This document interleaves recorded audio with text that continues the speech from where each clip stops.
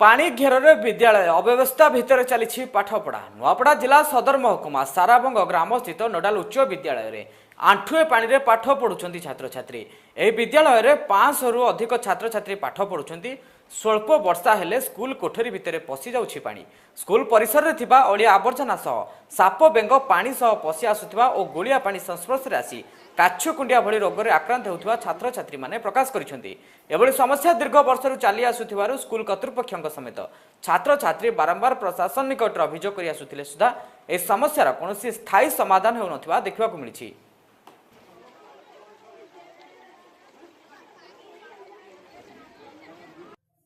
आमे 8 वर्ष है सबू वर्ष पानी आसी पानी आमे अदा है जासी आमर कपड़ा आमे आम कोठरी बहुत कादू आसी आमे आमर कोठरी सांप माने आसी जासु।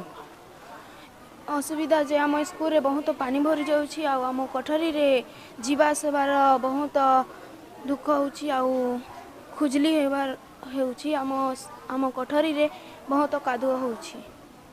आज की 15 दिन तले वीडियो निजे आसी सरपंच भी वीडियो को कहुई सरपंच आज्ञा मध्य कहुई से माने खूब शीघ्र या ऊपर स्टेप नेबे बोली प्रतिश्रुति देकर जाइछन्ते।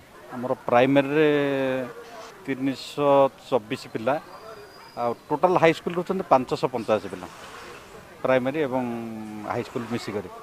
यही समस्यार समाधान पे ब्लॉक पाखरे कौनसी फंड नहीं जोटा कि दे हेबो किंतु पंचायत एबे सबु प्रकार प्रोग्राम गुड़ाक स्कूल हो कि आंगनबाड़ी हो कि रोड रास्ता जहाँ हो तांको जो सीएफसी एसएफसी टंका अच्छी से से खर्च करें किंतु यार कौन फंड ब्लॉक पाखरे नहीं आ सरपंच भी इंस्ट्रक्शन दिया